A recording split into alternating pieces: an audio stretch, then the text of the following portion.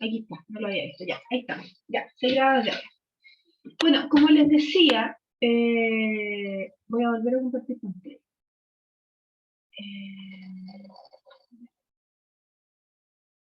Esta cuestión de ordenar la teoría del caso por partes.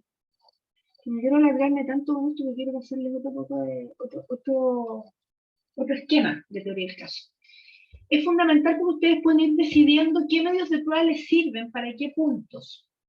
Pero además, cuando usted tenga que organizar su interrogatorio y su contrainterrogatorio, o el interrogatorio que le toca a la contraria, usted va a poder definir capítulos.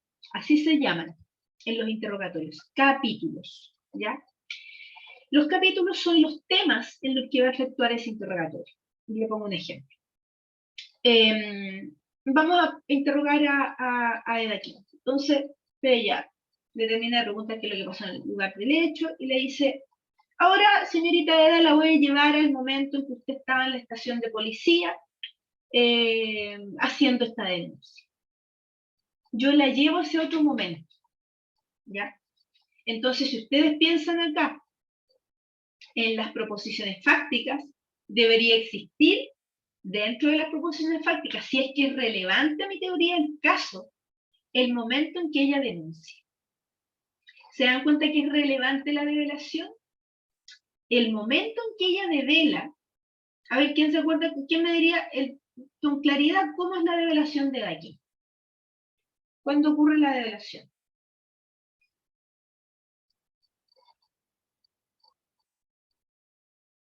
Nadie. ¿Pero cómo? ¿Qué caso se lo saben?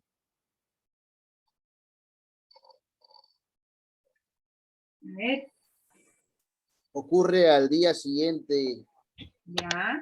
el hecho. Ya. Entonces, el hecho de que ocurra la develación al día siguiente, en este caso, significa que ella toma una decisión de ir a ese lugar a hacer la develación, ¿verdad? ¿Ya? ¿Cuál sería entonces el capítulo para efectos de las proposiciones fácticas? ¿Será importante que ahondemos en la develación? ¿Qué creen ustedes? Depende si es para defensa o para fiscalía, ¿no?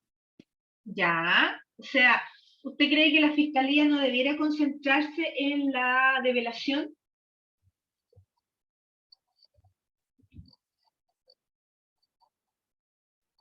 La fiscalía debería concentrarse en la develación toda vez que puede ser una falsa denuncia, ¿no? Ya, muy bien. ¿Y la defensa por qué debería concentrarse en la develación? ¿Cuál sería la razón para la defensa?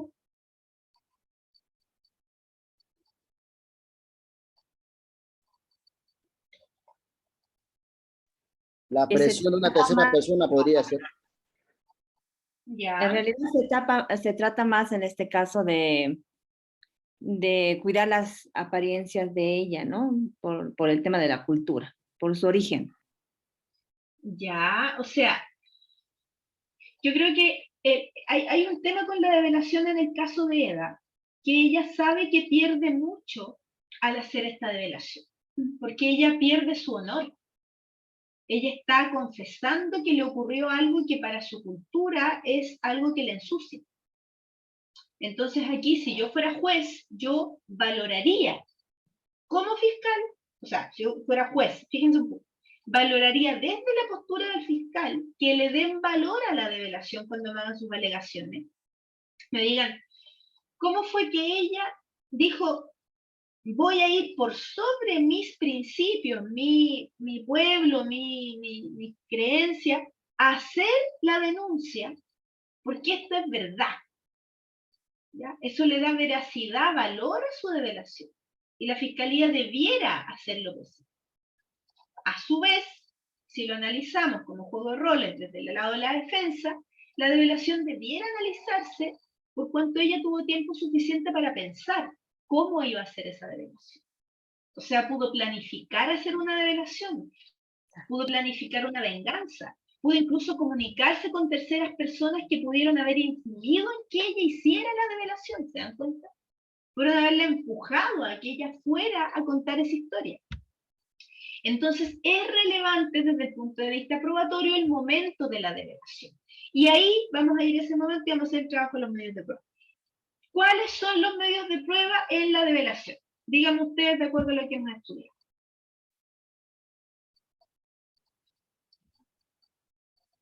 Buenas noches, doctora. Buenas noches. Básicamente, a mi criterio, considero yo que el haber hecho la denuncia y puesto a conocimiento, en Bolivia tenemos lo que se llama la justicia comunitaria indígena campesina, que es donde se juzga en función a sus costumbres, y tenemos la justicia ordinaria.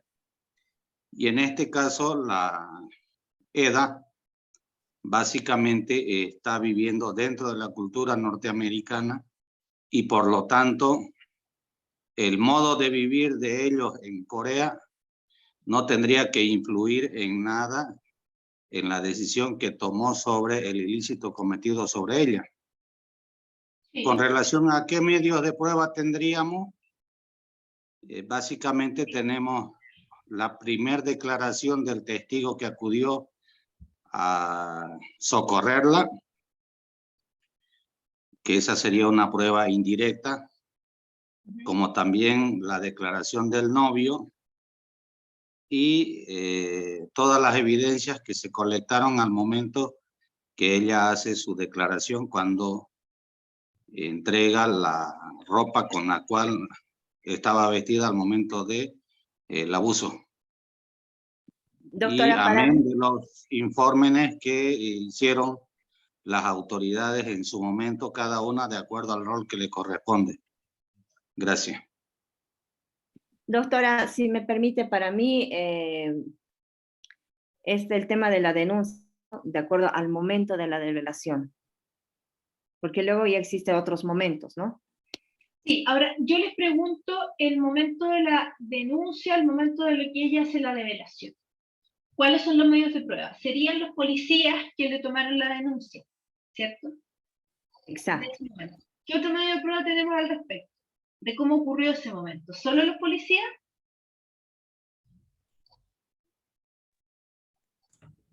El novio también estaba presente porque él fue el que la incitó a que vaya y haga la denuncia. Entonces tenemos también el novio como testigo, que es un testigo que nos puede servir si estamos de fiscal o si estamos de defensa. Dependiendo qué le queremos preguntar. Ya. Lo que estoy tratando de establecer con ustedes es que un momento que había sido en los trabajos de ustedes bastante despreciado, como era la develación, es un momento que puede ser valioso para la teoría del caso. Entonces, los medios de prueba, ¿qué serían? Los policías como testigos, el novio, algún otro medio de prueba del momento de la develación. Doctora, la amiga que fue y la recogió del lugar. Ya. La amiga, muy bien. ¿Quién más? ¿Qué más? ¿O quién más?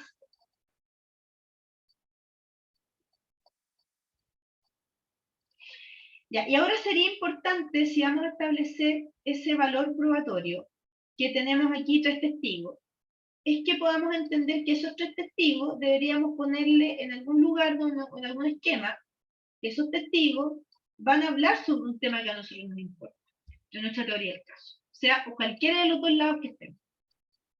Porque si yo organizo así, yo voy a llegar al juicio con claridad de qué quiero sacar de ese testigo. Si no, voy a llegar a preguntarle todo lo que sabe a todos los policías. Y ese es el gran problema en los juicios orales, y en los juicios en general, y en los casos en general, en que no nos concentramos en, por ejemplo, hacer un informe metapericial respecto de la pericia de credibilidad del relato de aquí, que podríamos hacer un metaperitaje, ¿ya? Y en ese metaperitaje, en análisis de parámetros de validez y de metodología, ver cuáles fueron las metodologías que se aplicaron por la psicóloga, en este caso, a Eda King, y si es que en alguna de ellas, esa psicóloga tan buena, citó al policía o tomó contacto con el policía o con el novio o con la amiga. Porque muy probablemente el análisis hecho por la psicóloga fue solamente con edad química. Y de ellos, si es que revisó algo, revisó una declaración escrita. ¿Qué impresión real se puede tomar alguien leyendo un libro o una declaración escrita? No es lo mismo que ver cómo esa persona me dice las cosas. Si yo tuve la oportunidad de entrevistar a ese policía que le tomó la develación antes de que tengamos a Lee 3 años preso, previo a llegar a juicio, probablemente yo resuelvo el caso. Y resuelvo el caso porque al policía le preguntaría bien cómo es que la chica le contó la historia. Y ese trabajo, las defensas nunca lo llegan a hacer. Entonces, ¿cuál es nuestro problema si somos defensores? Es que no llegamos a ejercer el contradictorio de interrogación oportunamente.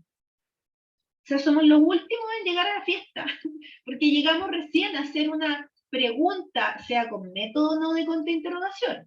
Ojo con esto, o sea o no con contra, porque yo sé que no tienen la metodología en contra, pero una pregunta.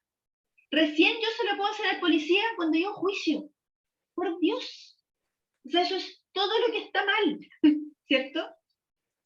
Si yo hubiera podido preguntarle al policía, o a alguien, o mi psicóloga que está haciendo el metaperitaje, o otro profesional, hacerle la pregunta al policía, podríamos haberle hecho preguntas que nadie le ha hecho hasta ahora, que tienen que ver con cómo ese policía, él o ella, recibe ese relato de edad. Cómo ese policía interroga a Eva.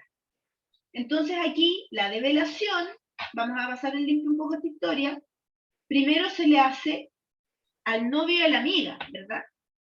¿Y cuál fue el primer momento en que ella habla de esto? A ver quién se acuerda.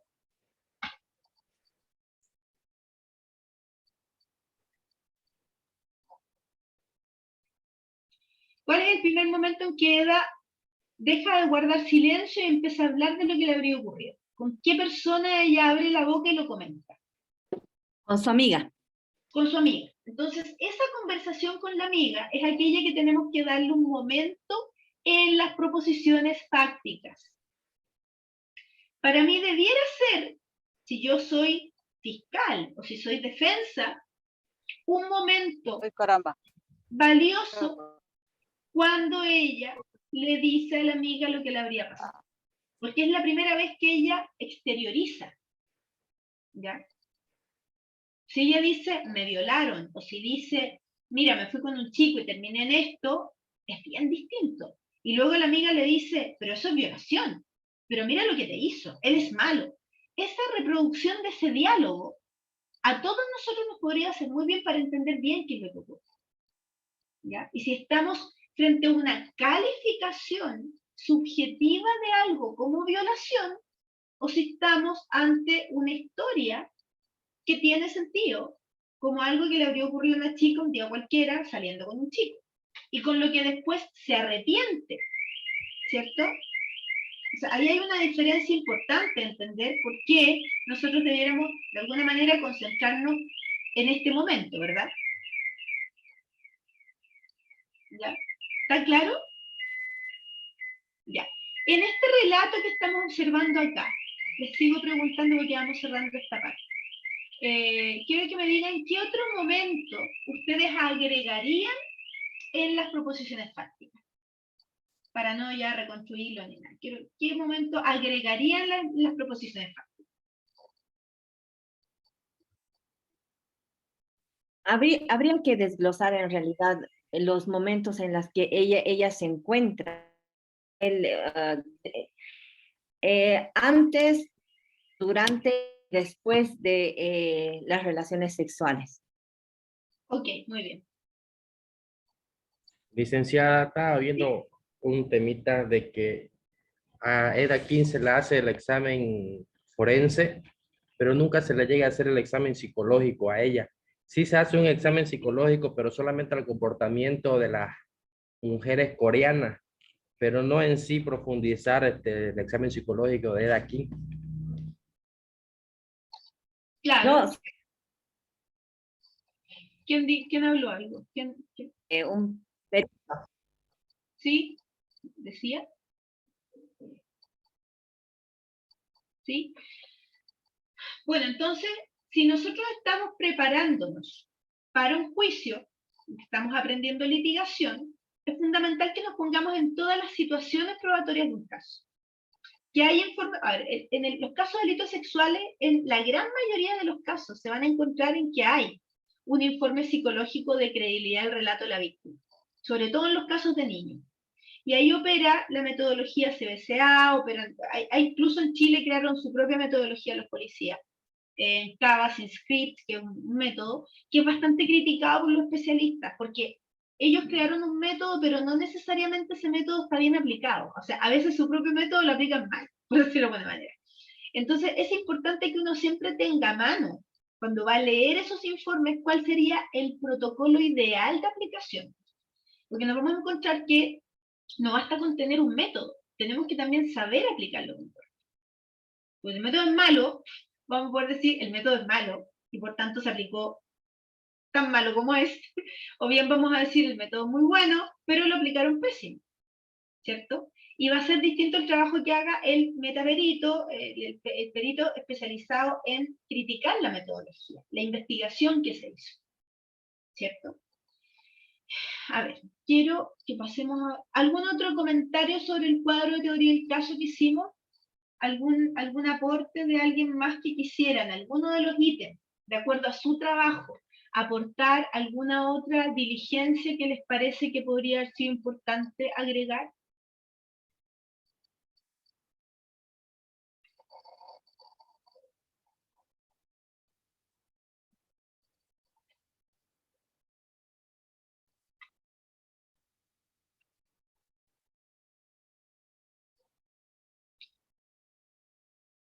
No escucho a nadie.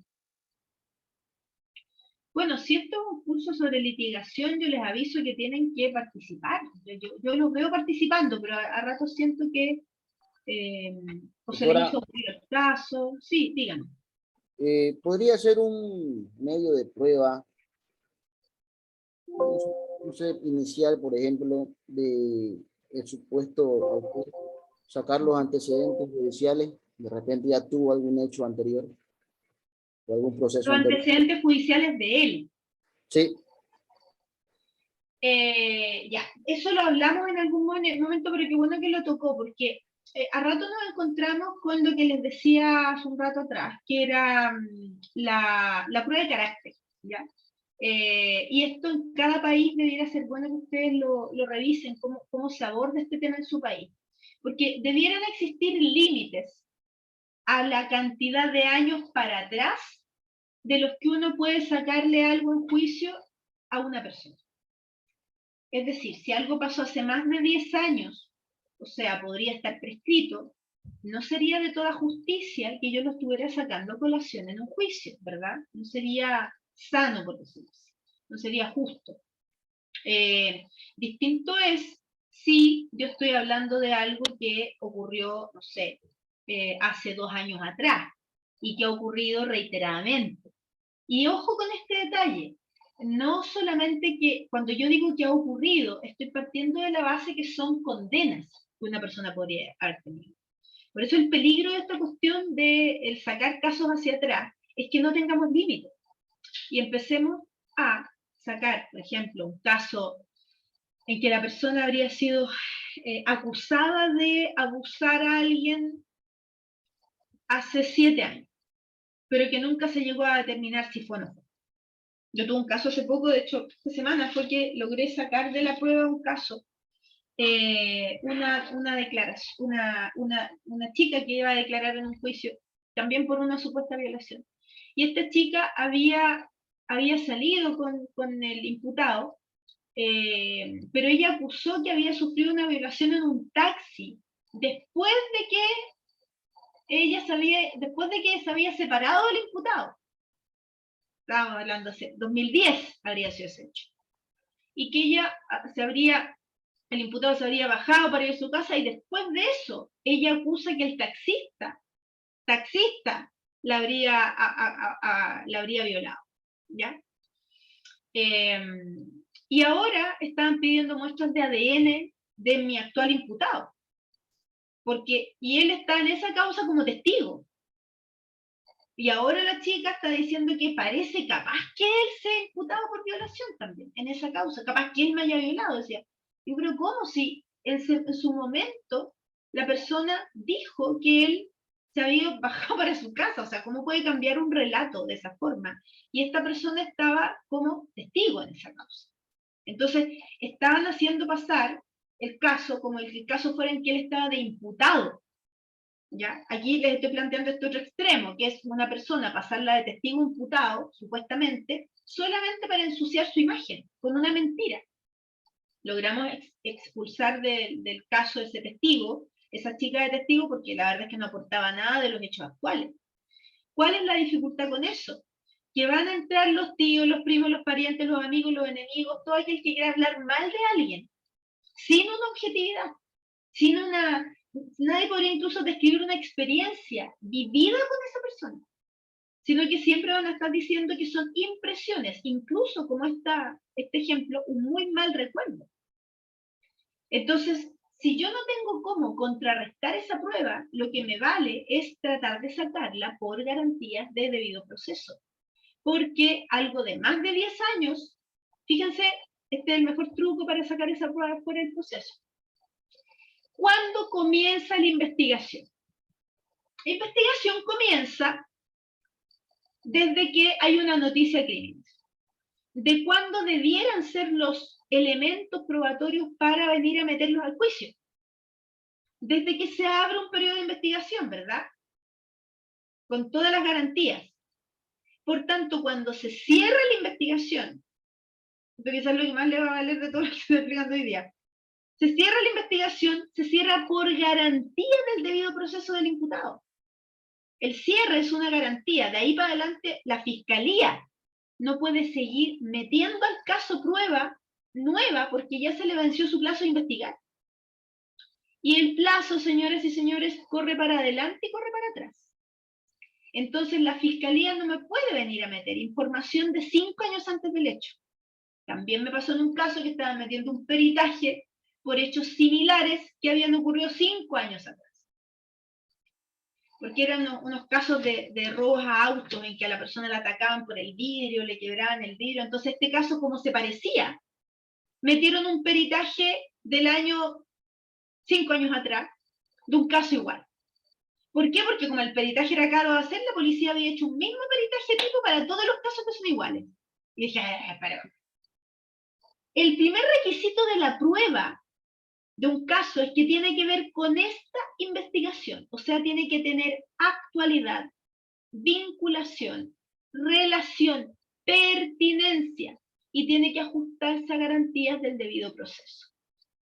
En chino mandarín, ¿qué significa esto? Que no me venga con prueba de otra causa, que no me venga con pruebas de otro año, que no me venga con algo que ocurrió fuera del periodo de investigación en que yo, defensa, puedo poner alerta respecto de posibles infracciones de garantías de debido proceso de mi representado, si soy defensa. Doctora, ¿puede repetir el tema de la actualidad y todos los requisitos que tienen que tener la prueba, por favor? En general, después podemos ver la grabación, pero en general la prueba debiera ser actual, pertinente, ¿ya? Coherente con el hecho. Pero sobre todo les hablo de la pertinencia, porque ahí es donde se caen cuando quieren meter cosas que son de antes. No es pertinente al hecho ni es actual e incluso infringe garantías de debido proceso que se meta prueba de carácter de cuestiones ocurridas antes de la ocurrencia del hecho. Es absolutamente impertinente, ¿ya? Y es una falta de respeto al imputado, porque está metiendo cosas que no caben en lo que motiva la causa. Acuérdense siempre que las causas son motivos para investigar. Ahora, si yo quiero incorporar una prueba de algo que ocurrió antes, tiene que haber un motivo para meterla en esta causa. Y ese motivo tiene que ver con la pertinencia de nuevo. Por ejemplo, si quiero investigar cuántas veces antes de la fecha del hecho Eda King se juntó con Lee, claro que es pertinente. Es pertinente. Tiene sentido. pero tener que meternos en la vida de él 5 años atrás es absolutamente impertinente, no tiene sentido.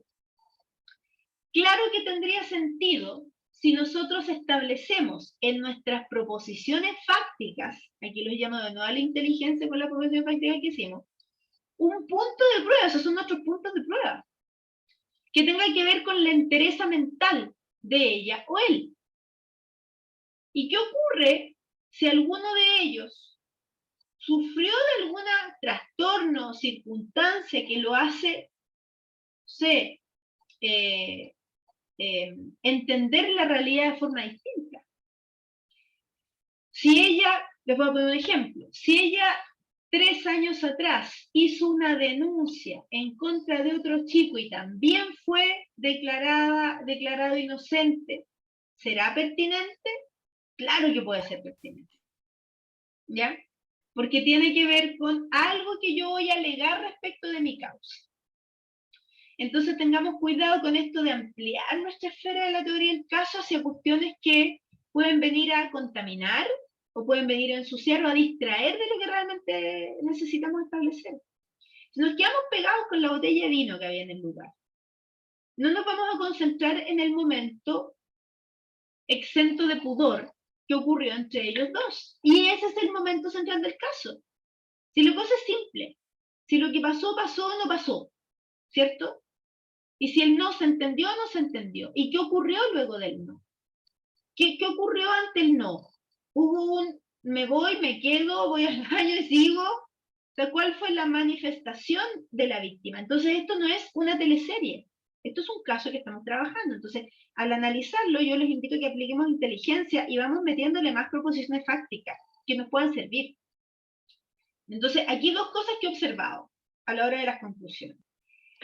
Primero, que hay cierto pudor, pudor laboral, digamos, quizá por la falta de cercanía con estos casos tan como los estamos viendo hoy día, en ir segundo a segundo. Con ese momento es como casi estar viendo una película porno y empezar a verla en lento, ¿cierto? Pero no la estamos viendo con ninguna maldad en la mente, ninguna mala intención, al contrario. Estoy viendo una película sobre un hecho como este, pero la estoy poniendo en lento. A ver, segundo. Para ahí. ¿Qué dijo ella? ¿Qué dijo él? ¿Se entendió? ¿No se entendió? ¿Qué hizo él? ¿Qué hizo ella? El cámara lenta es como usted después va a hacer su interrogatorio. En muchos casos lo he resuelto así. Porque, por Dios, la psicóloga le dio pudor preguntar más. Al fiscal le dio pudor preguntar más. ¿Cómo le voy a preguntar de eso si ya me dijo que la violaron? A ver, espérate un poquito. Hay un hombre que se puede bancar 20 años en la cárcel. Importa. Tómate una hora. Y empieza a preguntarle. ¿Cómo te sacó los pantalones? ¿Cómo te sacó los zapatos? ¿Cómo le voy a preguntar? Pero si es tu trabajo preguntarle eso. Incluso puede ser un buen punto de prueba cómo se sacó la ropa. ¿Ya? Teníamos otro caso ahí en California Western, que era una chica que también decía que la habían violado y que se encuentran en un tarro un poco más allá su ropa. O sea, se la sacó cómodamente. Eso es un muy buen punto de prueba. Entonces, primera observación, sacarse el pudor al determinar los puntos de prueba en un caso como este. Segundo, y hacer el paso a paso, aunque me duela, aunque tenga que decir que terrible. Bueno, voy paso a paso, es mi trabajo, o sea, yo lo veo con otros ojos. Luego, analizar el testimonio en el momento en que se van dando ese paso a paso.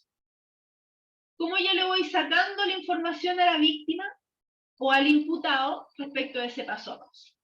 ¿Ustedes creen que los policías lo hacen así cuando toman la primera entrevista de la que me hablaba Gabriela, que es la primera entrevista? Esta primera entrevista ocurre en un lugar insalubre mentalmente. Los cuarteles policiales son mentalmente insalubres. Entonces ocurren condiciones en que anotan lo que quieren, ¿cierto? La víctima dice quizás qué cosa y el otro anota otra cosa. Millones de casos he visto en que la víctima me dice el día del juicio es que anotaron otra cosa. Y yo digo, sí, te creo. Y cuando yo le digo, le creo, la víctima se suelta, me dice, mira, lo que pasó fue esto, y no quiero sufrir más porque me han llamado 50 veces, tengo que contar la historia. Y ahí uno se da cuenta que han sido terceros los que quieren ver una historia de terror, no la víctima la que la haya contado, o al revés. Podemos tener una víctima que quiere contar una historia de terror porque de verdad le ocurrió y los demás la han ido o bajando de perfil o la han ido adornando, ¿cierto? Y con eso, por cierto, que hacen daño. ¿Cuál es el relato puro, purista? El de la primera develación. O sea, tarea para la casa, agregar en el cuadro la develación. E instalarnos ahí, sentarnos a ver qué medios de prueba hay. Porque podríamos tener el mensaje que se mandó con la amiga. ¿Qué le dijo a la amiga para hablar de eso? ¿Qué fue lo primero que le dijo? ¿Ya? ¿Saben que en Chile hubo un caso recién que se resolvió, una chica que se suicidó después de que la habían violado? Y uno puede ver las imágenes ahí de cómo el chico se la llevaba a la casa y ella había borracha y hasta ahí 2 personas que van caminando por la calle, igual otro más borracho. Pero cuando la chica, después de tener la relación con el chico, la chica despierta y empieza a recapitular, lo primero que hace es le manda un mensaje a la amiga por WhatsApp. Y le dice, amiga, me violaron. Y le dice, mira, estoy aquí en tal casa que vine a parar y después de la fiesta que nos separamos y no sé qué. Bueno, ese mensaje con esa frescura enviado en esas condiciones fue uno de los medios de prueba más importantes. ¿Y eso cómo se llama? Repitan conmigo, develación. ¿Ya? Porque después empezó que unos le creían, que otros no le creían, que la chica era buena, que era mala, que era suelta, que era tonta, y otros decían, no, que el malo es él. O sea, empezaron los malismos. ¿Quién es el bueno, quién es el malo? Y se perdió la intención de investigar. Y empezó la sociedad a dividirse, y bueno, habían algunos pocos por él, otros muchos por ella. Bueno, yo decía, bueno, denme algo probatorio, bueno. Y cuando empezamos a ver un caso ya, digamos, analizando la prueba, claramente ese era un medio de prueba que como develación resulta importante. ¿Qué ocurre si ese medio de prueba se pierde? Que nos falta acá. Nos falta la primera comunicación de Eda con la amiga. Porque la amiga habla de eso. Ella también habla de eso. Pero esa mensajería vale oro. ¿Qué es lo que le dijo? ¿Ya? Si un chico, por ejemplo, se acuesta con una chica, le manda un mensaje a algunos amigos, mira lo que hice, mira con quién estuve y todo, también importa. El cómo se refiere a lo que ocurrió. ¿Ya? El cómo lo cuenta también importa. ¿Ya? Vamos a volver aquí les voy a compartir pantalla para volver al cuadro de orientación. Ya, entonces, estamos en las proporciones fácticas, ¿verdad? Quedó claro este cuadro. Otro que podríamos trabajar es otro diagrama, tiene que ver con la clasificación de las formas de prueba en la teoría del caso. ¿Ya? Tenemos el medio de prueba. O sea, ya tenemos primero el embudo de decir cuáles son las proposiciones fácticas, ¿verdad? Luego, como segundo punto, tenemos los medios de prueba. Tenemos la declaración del policía, tenemos la víctima, tenemos al testigo, tenemos una fotografía o tenemos un objeto. Aquí tenemos otro cuadrito. Y en definitiva, al final tenemos después, ¿cuál es el origen? Analicemos un poco el origen de ese medio de prueba. El policía puede haber declarado en varias ocasiones. En el reporte policial hay una declaración del policía. Luego declaró ante el fiscal, porque el fiscal lo llamó a conversar con él y dejó un registro. Luego el policía aparece levantando una evidencia. Por ejemplo, participa en diligencia. El policía también puede haber sido el que redactó el reporte. ¿Y qué tal si entre su declaración de lo que le dijo la víctima y el reporte hay una inconsistencia? ¿Será importante? Claro que lo es. Entonces, importante es cuando ustedes analicen los medios de prueba de declaraciones de testigos, siempre fíjese cuántas veces y dónde declara la persona. O si es que hay declaraciones o no hay declaraciones. Aquí hay un tema importante. En todos los ordenamientos jurídicos es un derecho del imputado el conocer todos los antecedentes que obran en el proceso en su contra. Y una de las realizaciones de ese cumplimiento de ese requisito es precisamente conocer todas las declaraciones que se han efectuado en la causa respecto de él. O sea, si hay una declaración, no sé, escrita y otra declaración que le haya hecho a alguien, ¿ya? Eso también es súper importante, ¿ya? Si nosotros, por ejemplo, tenemos una declaración que el policía hizo a un perito, le voy a invitar a soñar un poco, a que el policía que tuvo la revelación le habló con la psicóloga. Vamos a soñar que la psicóloga pudo entrevistar al policía. Esa declaración también importa, porque ahí se podría estar despejando un punto relevante en la causa, ¿ya?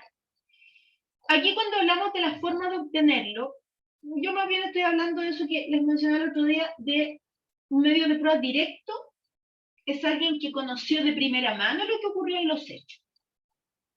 ¿Quién fue el primero que llegó ahí? Puede que haya un testigo que vio el hecho. Y ese testigo es directo. Si hay un testigo de oídas, no es malo que existan testigos de oídas, el problema es el filtro que tenemos en cómo se le toma nota de la oída, ¿cierto?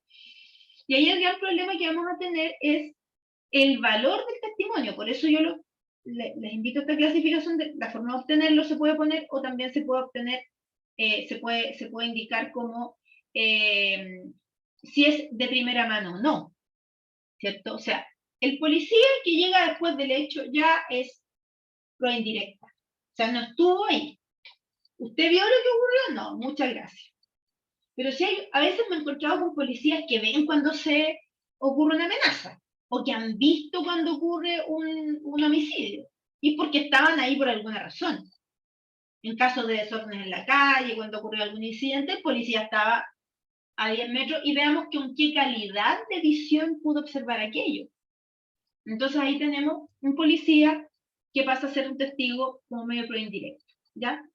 La víctima es directa, pero eso no significa que sea una prueba directa porque no hace prueba por sí misma, ¿cierto? Ahí entramos a otra clasificación que es directa e indiciaria, que es distinto de hablar de directo o indirecto del nivel de relación que tiene con el hecho, o no necesariamente con el hecho, sino con la proposición fáctica dentro de los hechos. Por eso es que vamos a ir avanzando y ya pasamos por la proposición fáctica, ahora estamos hilando más fino, ¿verdad? ¿Cómo presentarlo? Yo me detengo siempre en este punto. A ver, me dicen que esto no es tan necesario, y digo, ¿cómo no va a ser necesario? Y si resulta que si el testigo desaparece del mapa, ¿cómo yo lo presento? Y si la prueba se incendia, no sé, ocurren cosas aquí. El testigo tiene que ir al juicio. Por lo tanto, yo tengo que tener contacto con el testigo durante todo el proceso para saber dónde está a la hora que tenga que declarar. Y si es que ha seguido participando en diligencias investigativas, ¿cierto? Yo no puedo correr el riesgo que el testigo llegue el día del juicio y me diga, ¿sabe que me di cuenta que todo esto era mentira o que yo vi otra cosa y se lo dije al policía o a la psicóloga? Y a mí se me cae el juicio porque yo no estaba atenta a qué es lo que había ocurrido con el testigo dentro de todo el proceso, ¿verdad? La víctima declara, la fotografía y el objeto. Como lo tengo que presentar al juicio, la fotografía se expone por el policía. ¿Por qué eso lo digo? Porque la fotografía y ningún medio de prueba en juicio, yo no puedo, yo abogado, llegar a decir, bueno, aquí tenemos una foto, su señoría, mire, vea la foto. No, tiene que haber una prueba vehículo con que se sientan las bases para que ese medio de prueba material o fotográfico o el lápiz, según el caso que les contaba el otro día, pueda presentarse ante el tribunal. Porque el riesgo que se corre si lo presento yo es que yo lo voy a presentar como un sesgo subjetivo. Yo no voy a poder describirlo, porque yo no soy alguien que ingrese pruebas. Yo abogado, abogada, soy un vehículo para presentar algo ante el juez, ¿cierto? La única ocasión en que un abogado dice cosas que quedan registradas en la causa es en el contrainterrogatorio, en que haciendo preguntas sugestivas, el abogado pone en boca de quien declara algo que quiere que quede en el juicio. Y si el testigo le dice sí, bueno, quedó como que sí, dijo que sí. ¿Ya? Pero el abogado no es quien dice su señoría, yo traigo medio por un lápiz que es azul, es amarillo, y sabe que con este lápiz la víctima fue atacada por tal persona. No puede hacer eso el abogado. El abogado lo que puede hacer es, y en lo inteligente, algunos ornamentos permiten que sea el abogado quien exponga el medio, pero el abogado no puede describirlo, ni tampoco podría ni contestar preguntas de eso, ni tampoco hablarle a los jueces en el momento de la exposición de la prueba respecto a este tema. Tiene derecho solamente a mostrarlo. Y a lo más a decir, mire, deje en acta que es un lápiz azul de plata. Pero el cuándo, el cómo, el circunscribirlo al caso, necesita hacerlo con alguien que haya estado ahí como alguien declarante en juicio. El mejor testigo tiene que elegir usted para que introduzca el medio de prueba, porque la primera impresión siempre es la que más vale. Puede después usted volver a pedirle a otro policía que también use el lápiz. Y usted, por ejemplo, primero le introduce el policía que primero lo vio. Eso es lo que se recomienda. O el testigo que primero lo vio. Y después puede volver a ocupar el lápiz ante los jueces alguien que le hizo un peritaje. ¿Ya? Alguien que le hizo un peritaje, o alguien que le hizo un examen, o alguien que le sacó las huellas, que dijo yo tomé este lápiz con guantes y le hice así y todo, y le saqué que había unas huellas, había unas marcas de huella, y luego esa marca yo la saqué con cinta adhesiva, la puse y explica todo el procedimiento que hacen los que toman las huellas, y luego eso lo llevamos al laboratorio y lo examiné yo mismo en el laboratorio y dio que era la huella de Pedro Pérez. ¿Ya? ¿Con cuánta posibilidad de error? El 99,99%. ¿Ya? Por supuesto que usó el lápiz y a los jueces que le quedó claro que el lápiz tenía la huella de Pedro Pérez. ¿Podría yo, fiscal, o yo, abogado defensor, haber introducido eso? No. Porque yo no puedo decir que eso es una prueba y que la prueba tuvo tal resultado, no. Y eso tiene que ver con reglas de probanza y también tiene que ver con principios del proceso adversarial, ¿cierto? Y con inteligencia a la hora de persuadir a quien tengo fe, ¿ya?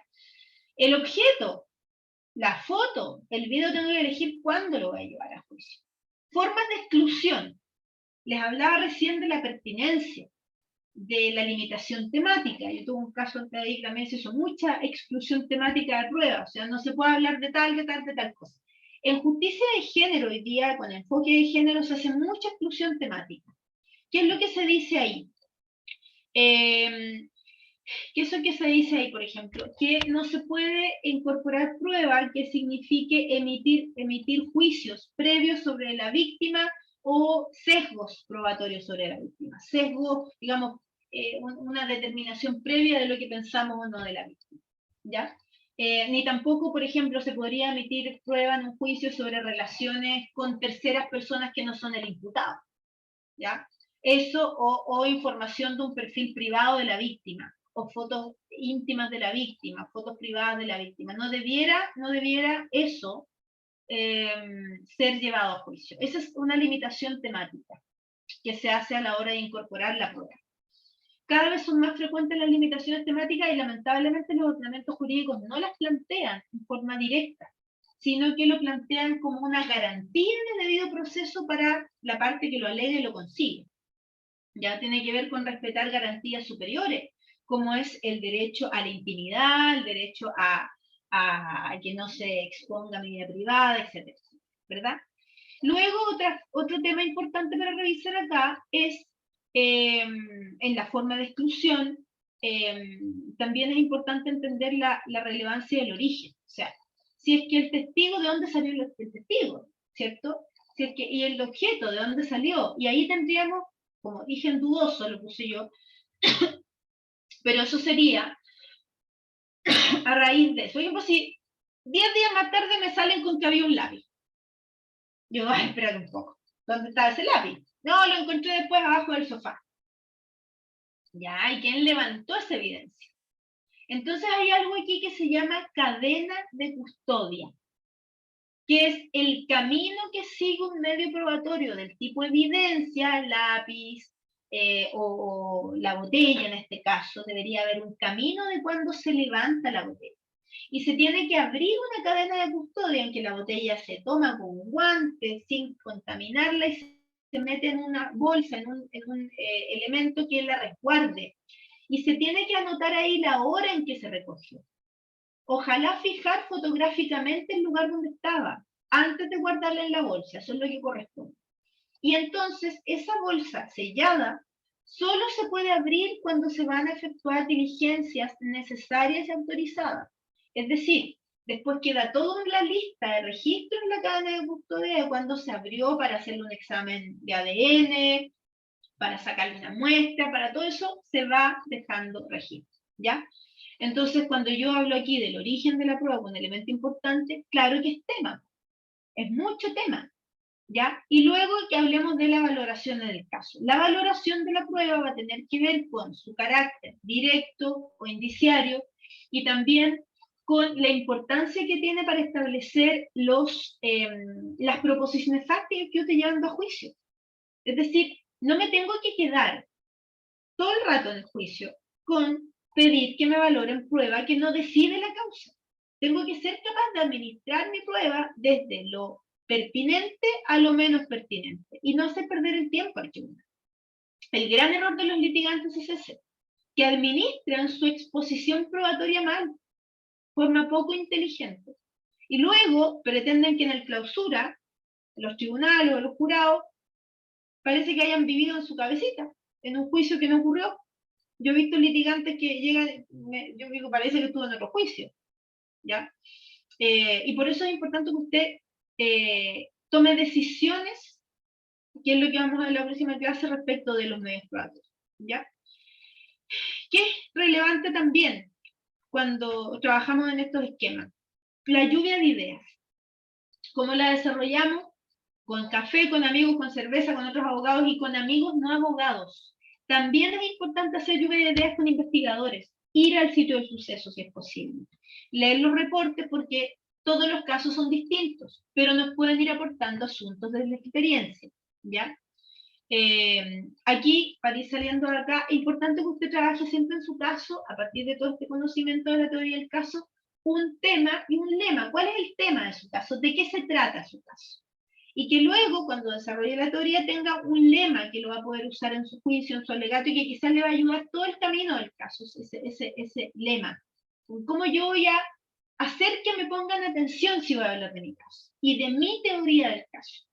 Es una forma de llamar la atención y de vincular con la forma en que usted ve las cosas en su caso. No es publicidad, pero es una herramienta publicitaria útil a la hora de los alegatos. No la puedo usar en los interrogatorios, porque ahí no está argumentando. La puedo usar en los alegatos de apertura y alegatos de clausura, ¿ya? Tiene que ser breve, se reitera durante el juicio en los alegatos. Y se reafirma en los interrogatorios, contrainterrogatorios, a través de las preguntas que usted hace, pero usted no puede andar gritando su lema en los interrogatorios. Y ya, para ir terminando, les voy a reiterar este punto de pintar un cuadro, ¿ya? Usted solamente va a poder argumentar en clausura en base a los logros en el juicio, ¿ya? No sobre las cosas que no ocurrieron. Por eso es importante que no nos quedemos con las ideas que tenemos de las cosas, ¿ya? Y definir focos de atención, focos, a donde yo quiero que el tribunal ponga la atención. Y eso, entonces, relevante, los puntos de prueba que son mis proposiciones fácticas, y luego de ahí tirarme de a 3 capítulos en base a eso. Y en esos capítulos yo voy a centrar mi interrogatorio de los testigos. Por eso el análisis del medio probatorio, de la teoría de la prueba, tiene mucho que ver con cómo ordeno esta historia. Con cómo yo la pieza Z la meto en la pieza A cuando yo le pido al policía que introduzca el lápiz. Y que eso va a ser un capítulo en el interrogatorio del policía. Porque si eso se me olvida, estoy frito. Perdí una oportunidad riquísima de convencer al tribunal. Así se construye la convicción, ¿ya? Lo más importante es la consecuencia del juicio para su cliente. Tener siempre encima la idea de que el juicio tiene consecuencias para víctima o para imputado. Aquí las pirámides, y esto ya lo último, en la estrategia, cuando yo voy generando pirámides, voy de lo general o lo particular. Las pirámides son para generar los interrogatorios. Entonces, si yo no defino los focos en esta etapa que estamos viendo, la teoría y la prueba, la teoría del caso, la prueba directa, la prueba indiciaria, ¿no? Yo no voy a tener después claridad de cuáles van a ser las pirámides en las que voy a trabajar y cuál es el objetivo final en cada pirámide. ¿Ya? Por eso es que aquí los juicios los gana el que es más ordenado. ¿Ya? A ver, la próxima semana vamos a tener, les voy a pedir que sigan leyendo el caso de Eda Kim. Y la próxima semana vamos a tener clase el miércoles y ahí vamos a trabajar un poco más clasificaciones de medios de prueba y les voy a hablar de la evidencia material, porque siento que es ahí donde están más bajos, que han tenido menos experiencia, ¿cierto? Cómo se van sentando las bases para introducir la evidencia material. ¿Ya?